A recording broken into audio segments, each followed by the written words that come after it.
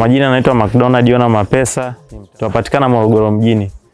Sisi ni wabobezi katika uzalishaji wa miche mbalimbali ya mboga mboga na matunda, na pia tumebobea katika kutengeneza vitalu nyumba na kufunga mifumo ya umwagiliaji katika mashamba mbalimbali. Leo tupo katika kitalu chetu ambacho tunazalisha miche mbalimbali ya mboga. Katika kitalu chetu leo hii tuna miche ya nyanya.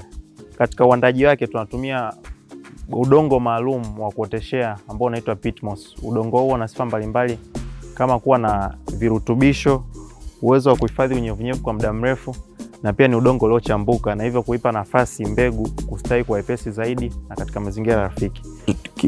Kiuchumi tunashauri wakulima wapende kununua miche iliyo tayari kwa ajili ya kwenda shambani ili kuokoa gharama za uzalishaji na baadaye kupata faida katika mazao yao.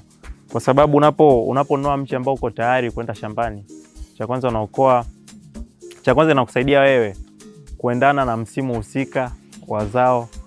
Kama ni nyanya, yamkini mkulima alikuwa amechelewa mwezi mmoja kufanya maandalizi ya miche na ilitakiwa labda kufikia wiki hii au amehamishia miche yake shambani.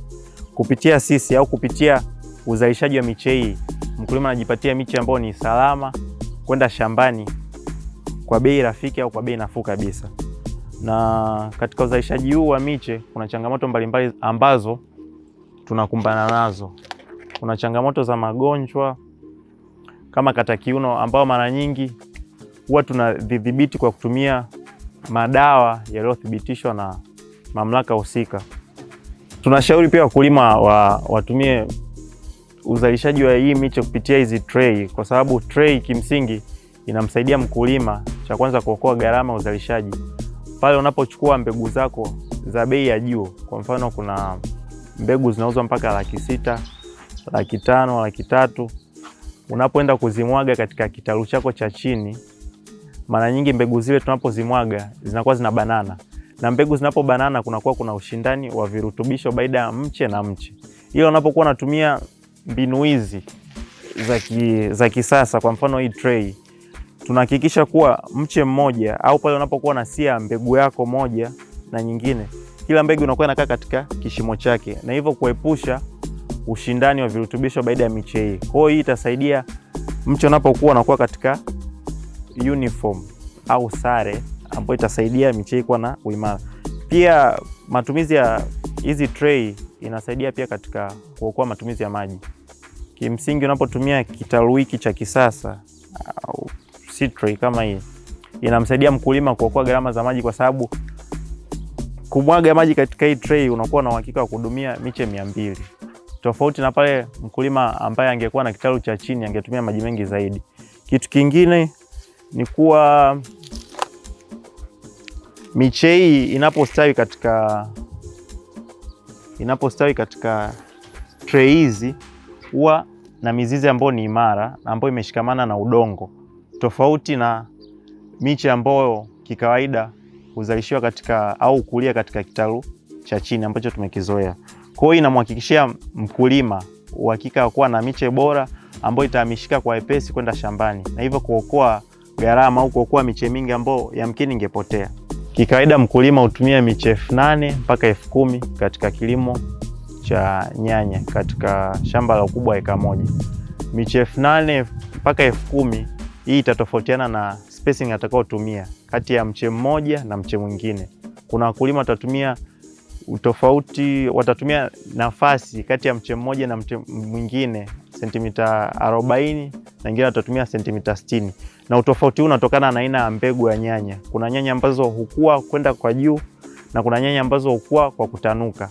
Kwa nyanya ambazo hukua kwa kutanuka, hizi mara nyingi huwa tunashauri mkulima atumie nafasi kubwa zaidi kuliko ni zile nyanya ambazo zinakuwa kwenda juu zaidi.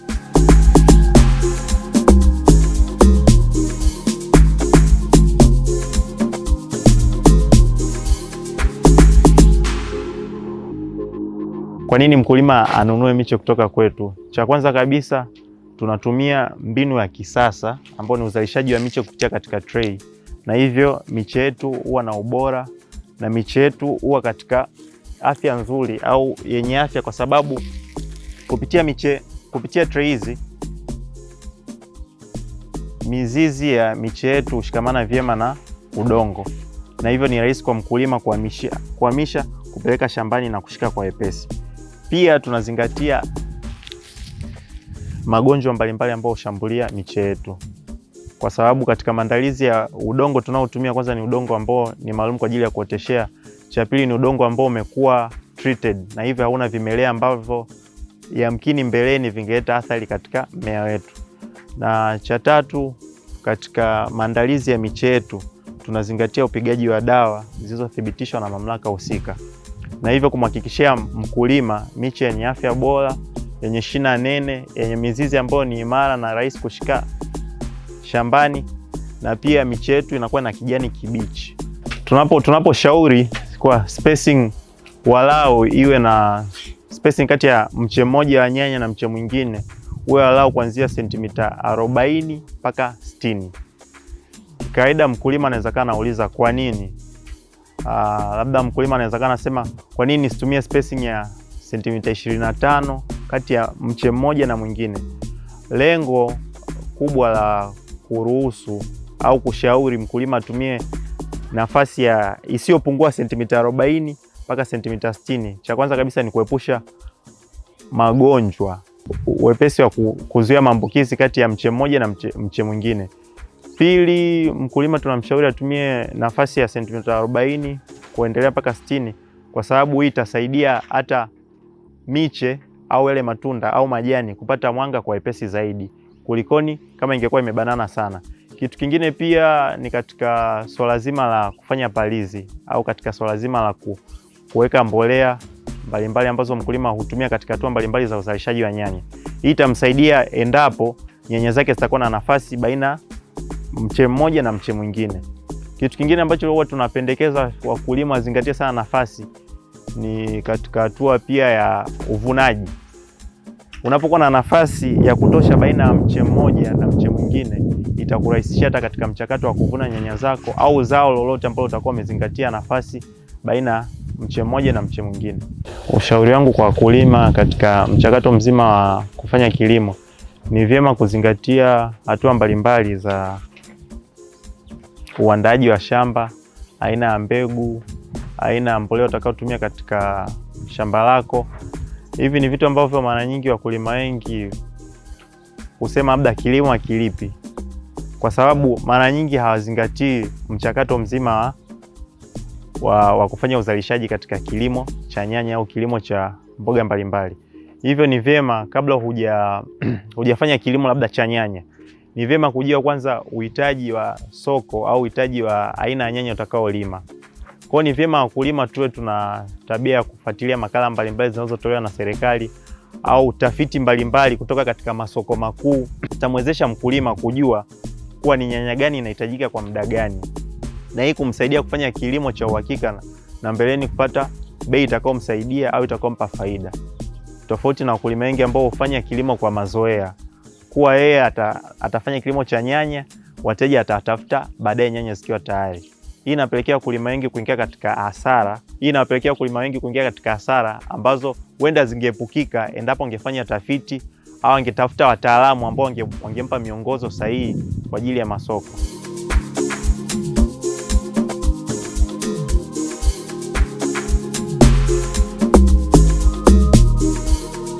Kitu ambacho labda mtu ambaye angependelea kuanza kilimo cha nyanya na hana elimu ya nyanya au ni wapi anzie, cha kwanza kabisa ni kufanya tafiti ya mbegu. Kumekuwa kuna changamoto kubwa ya wakulima au watu wasiokuwa na uelewa kuhusiana na kilimo cha nyanya kuingia katika kilimo cha nyanya pasipo kujua ni mbegu gani zinafanya vizuri sokoni au ni mbegu gani zina michumo mingi. Kwa cha kwanza kabisa ni vyema kujua kama mkulima ni mbegu gani itakufaa kulingana na eneo uliopo. Kwa mfano, kuna baadhi ya mbegu za nyanya au aina ya nyanya zinafanya vizuri sana katika maeneo ya joto. Kuna baadhi ya mbegu za nyanya zinafanya vizuri katika maeneo ya baridi. Kuna baadhi ya mbegu za nyanya zinafanya vizuri labda katika hali zote, au kuna baadhi ya mbegu za nyanya zinafanya vizuri katika kushambuliwa na magonjwa. Kwa unakuta mkulima anapojua hili au anapojua ni mbegu gani inapendwa sana sokoni, itamsaidia yeye kufanya kilimo cha uhakika kwa kuzalisha nyanya au kutumia mbegu itakaompa soko kwa wepesi zaidi. Kitu kingine cha kuzingatia ni matumizi ya madawa na mbolea, kwa sababu nyanya ni kati ya zao ambalo linashambulia sana na magonjwa, kwa sababu ni very delicate. Kwa hiyo ni vyema mkulima ajue aina ya magonjwa mbalimbali ambayo hushambulia nyanya. Hii itamsaidia kukinga au kufanya udhibiti wa haya magonjwa yakiwa katika hatua za awali, na hivyo kuepusha hasara huko mbeleni. Kitu kingine katika hatua hizo za mkulima kuzingatia ni matumizi ya mbolea, kwa sababu kikawaida kama ilivyo binadamu tunapokuwa katika balanced diet, hata mimea yenyewe inahitaji baadhi ya virutubisho katika hatua mbalimbali. Kuna mbolea mbalimbali, kuna mbolea ya kupandia, kuna mbolea ya kukuzia, kuna mbolea ya matunda na maua. Kwa hatua hizi ni za msingi. Utakapotumia mbolea ya kukuzia wakati wa kupandia utakuwa umekosea. Utakapotumia mbolea ya kupandia wakati wa matunda na maua utakuwa umekosea. Kwa hivyo ni vyema mkulima kujua katika hatua hii ya ukuaji au katika hatua hii ya upandikizaji wa mbegu au miche yangu shambani ni mbolea gani itafaa, na katika wakati huu labda wa kukuzia miche yangu ni mbolea gani itafaa, na katika wakati huu wa maua na matunda ni aina gani ya mbolea au ni aina gani ya virutubisho vitafaa. Kimsingi katika nyanya tumezoea kuona wakulima wengi wakitumia, labda anakuambia mimi nataka NPK, mimi nataka DAP, ila wengi hawana elimu ya ndani kuhusiana nini maana ya DAP, nini maana NPK, kwa sababu ni vitu ambavyo hufanywa kwa mazoea. Kwa unakuta unaposema NPK ni nitrogen, phosphorus na potassium, ambavyo hizi zote ni ratio za virutubisho ambazo huhitajika katika hatua mbalimbali za ukuaji wa nyanya. Kwa hivyo katika hatua ya awali kabisa ya upandaji, pale labda mche wako unapokuwa tayari kuhamishia shambani, mara nyingi huwa tunahimiza au mara nyingi virutubisho vinavyohitajika kwa wingi ni virutubisho vya phosphorus. Kwa hivyo pasipo kuwa na tabia za kukariri au tabia za kufanya kwa mazoea, mkulima anaweza kaenda katika duka lililothibitishwa na mamlaka husika na kuulizia labda mbolea yenye virutubisho vingi au yenye quantity kubwa ya phosphorus ni ipi. Kwa unakuta wakulima wengi wamezoea akikosa DAP au kosa NPK anaona hawezi tena kufanya kilimo cha nyanya, kwa sababu hana elimu maalum au hajui kuwa NPK inawezekana NPK ila ratio labda ya phosphorus ikawa juu kuliko ni nitrogen na potassium na bado ikafanya vizuri. Katika hatua hiyo phosphorus hufanya vizuri zaidi. Katika hatua ya ukuaji tunatumia mbolea yoyote yenye intake kubwa au yenye ratio kubwa ya nitrogen, kwa sababu katika kipindi hiki nitrogen hutumika kwa wingi katika kuzalisha majani yenye kijani kibichi ambayo hutumika baadaye katika uzalishaji wa chakula. Kwa nitrogen inapokuwa kwa wingi katika mmea husaidia mmea huo kustawi vizuri na kutengeneza chakula kingi ambacho itasaidia baadaye kwa ajili ya uzalishaji wa matunda. Na hatua ya mwisho kabisa ambayo mbolea hutumika ni mbolea ya potassium, ya calcium, ambayo mbolea hii husaidia sana katika hatua za maua na matunda. Kwa unapokuta mkulima atakaposhindwa kujua mpangilio wa mbolea hizi, atakapochanganya, itampelekea kupata matokeo ambayo sio rafiki.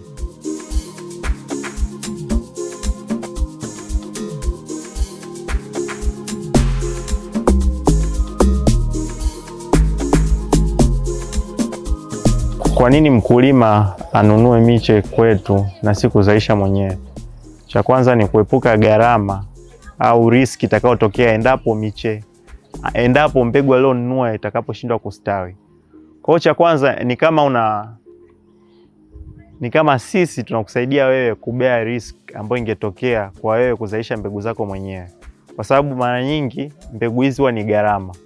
Kwa hivyo kuzalisha mbegu zako kuna riski ya wewe kupoteza mbegu hiyo kwa shambulio la ugonjwa, labda gharama za kuendesha mpaka miche hiyo iko tayari kwa ajili ya kuhamishwa shambani. Kwa hiyo sisi ni kama tunakusaidia wewe katika hatua ya awali ambayo huenda kwa wewe kuisimamia ingekuwa ni changamoto. Na kitu kingine ambacho tunashauri wakulima, labda kwa nini wakulima wanunue miche kwetu badala ya kuzalisha. Mara nyingi tumekuwa ni watu ambao tuna shughuli zetu mbalimbali. Kwa hivyo unakuta ni mfanyakazi wa kawaida, kila asubuhi mpaka jioni upo kazini, unarudi umechelewa. Kwa unakuta wakati wa kufanya kuangalia zile nyanya kwa ukaribu na kosa. Kwa unakuta ni rahisi kwa zile nyanya kushambuliwa na magonjwa pasipo kujua. Ila unaponunua miche kwetu, ni wabobezi ambao tumejikita katika uzalishaji wa hii miche katika hali ya juu au katika ubora ulio juu, na hivyo kuhakikishia wewe kufanya kilimo chenye tija na faida huko mbeleni. Wakulima wanaweza kuwa wanajiuliza kwa nini tunatumia kitalu nyumba katika uzalishaji wa miche hii. Cha kwanza kabisa miche hii inapokuwa katika hatua ya awali inahitaji mazingira ambayo ni rafiki kwa ajili ya mbegu kustawi. Na hivyo mazingira rafiki tunayatengeneza sisi. Tunatengeneza kwa namna gani? Tunatengeneza kwa kuhakikisha kuwa kuna polycap au polysheet ambayo ni karatasi litakayozuia mvua na ni karatasi ambayo litakayozuia mionzi ya jua ambayo ni mikali, lakini kwa muda huo itaruhusu mwanga, ambao mwanga ni kitu muhimu sana kwa ukuaji wa mbegu. Pia kuna hizi neti ambazo kitaalamu tunaita shade net. Na watu wengi hujiuliza kwa nini ni nyeusi na kwa nini zinatumika katika uzalishaji wa miche. Mbegu hizi, neti hizi tunazitumia katika kitalu hichi kwa sababu cha kwanza shade net husaidia kupunguza ukakasi wa jua au ukali wa jua, kwa sababu rangi nyeusi kama mnavyojua ina sifa ya kufyonza joto. Kwa unakuta kama jua ni kali, neti hizi zitasaidia sisi kufyonza lile joto. Na hizi shade net kwa nini tunatumia baada ya lile nailoni la juu? Kwa nini tunatandaza hizi shade net? Hizi shade net tunazitumia kwa sababu zinatusaidia katika kupunguza ukakasi wa jua. Na hizi shade net zipo za aina mbili. Kuna shade net ambayo inakuwa ina 55% na kuna shade net ambayo inakuwa na 75%. Kwa ile 55% ina uwezo wa kupunguza jua kwa 55%, na hii nyingine 75 inaweza kupunguza jua kwa 75%. Wakulima wengi au wanunuzi wengi wa hizi neti huuliza utofauti wake. Utofauti wake ni kuwa yenye 55% yenyewe inakuwa na matundu makubwa kiasi ukilinganisha na ile yenye 75%. Kwa hiyo mkulima ni vyema zingatie ni aina gani ya zao au ni aina gani ya miche anazalisha. Maana kuna miche ambayo inahitaji joto jingi zaidi na kuna miche ambayo inahitaji joto la wastani. Kwa unakuta unapokuwa na kitalu nyumba kama hiki maalum kwa ajili ya kuzalishia miche, inakuhakikishia wewe mazingira rafiki ya kuzalisha miche yako na iwe katika afya bora. Tofauti na hapo, inatusaidia pia katika kuepukana na mashambulizi ya magonjwa na wadudu mbalimbali, kwa sababu neti zetu kama unavyoziona hazipitishi wadudu aina yoyote. Kwa hiyo miche yetu inakuwa salama, na pia inatuhakikishia sisi kufanya uzalishaji wa miche throughout the year. Yaani kwa Januari mpaka Disemba sisi tutazalisha, kwa sababu haijalishi mvua ikinyesha, haijalishi jua likiwaka sana, kwa sababu inakuwa chini ya uangalizi maalum. Huwa tunashauri wakulima wetu katika uzalishaji wa hii miche kupitia hizi seed trays wazingatie sana kuweka vichanja au kutafuta sehemu ambapo itaruhusu miche yao yale maji unapokuwa unanyeshea miche yako. Kikawaida katika hizi tray zetu kwa chini kabisa huku huwa kuna matundu. Kwa hiyo ni vyema kutafuta kichanja au neti itakayoruhusu maji haya kushuka chini, kwa sababu utakaporuhusu maji kutwama itapelekea ushambulizi wa magonjwa mbalimbali katika miche yako, kwa sababu magonjwa mengi ya nyanya husababishwa na fungus, ambao fungus mara nyingi husababishwa na unyevunyevu uliopindukia au unyevunyevu uliopitiliza. Kwa hiyo kununua tray ni kitu kimoja, kununua udongo ni kitu kimoja, ila kuzingatia sasa uendeshaji wa huu mchakato mzima ni kitu muhimu sana. Maana unaweza kuwa sawa na tray, unaweza kuwa na udongo sahihi, unaweza ukawa na mbegu ambayo ni sahihi na ina matokeo bora, ila utakaposhindwa kuzingatia labda mchakato mzima, mwisho wa siku utapata matokeo unayoona mara nyingi katika miche yetu. Kwa mahitaji ya miche bora ya mboga mboga na mazao mbalimbali ya bustani, kwa mfano hoho, nyanya, pilipili mwendokasi, ngogwe, Chinese spinach, kabichi, unaweza kuwasiliana nasi tukakutumia miche hii kwa uaminifu mkubwa na ikakufikia sehemu yote hapa Tanzania na hata nje ya nchi kwa uaminifu mkubwa. Miche yetu tunaifungasha vyema na hivyo itakufikia ikiwa salama na ikiwa katika ubora tuliotoa hapa kitaluni. Kwa mkulima yote aliyeko mbali na Morogoro tunapopatikana, ni kwa namna gani tunamfikishia miche yetu ikiwa salama kwa ajili ya kuhamishiwa kwenda shambani. Tumekuwa tukiwatumia wakulima wetu miche yetu na ikiwafikia katika afya nzuri na ikiwa na afya na ikiwa tayari kwenda shambani kwa kuwafungishia katika maboksi maalum, ambao katika maboksi tunafungasha miche kwa namna inayoruhusu miche ile kubanana. Kwa ile kubanana tunaifungia vizuri na tepo katika maboksi, na lengo la kufungia katika maboksi na kuruhusu ile miche kubanana, cha kwanza kabisa ni kuepusha mtikisiko katika ile maboksi, ili kuepusha ule udongo uliokuwa umeshikamana na mizizi kumomonyoka au kupotea. Kwa hiyo tunapofunga kwenye maboksi tunayabana vizuri. Kwa ile maboksi yanapokuwa yamebanwa vizuri, miche inakuwa imejaa. Kwa mfano labda kama ni miche 5,000, 6,000, 10,000, mkulima wetu anafungiwa vizuri kwenye boksi, anafungashiwa na anatumia mkoa wote hapa Tanzania. Na wakulima wetu wamekuwa wanaturudishia feedback na kutushukuru kuwa miche imefika salama, kwa sababu miche kabla tujaipaki huwa tunainyeshea kidogo ipate unyevunyevu. Kwa unakuta mzizi unakuwa na unyevunyevu au ule udongo unakuwa na unyevunyevu wa kutosha wa kuweza kusustain siku 2 safarini au siku 1.5. Kwa hivyo kwa mfano mkulima alikuwa na ratiba labda ya kuhamishia nyanya zake shambani kesho jioni. Tukimtumia leo mzigo wake kufikia kesho jioni, ukimfikia na akihamishia shambani, miche yake itashika vizuri na itafanya vizuri.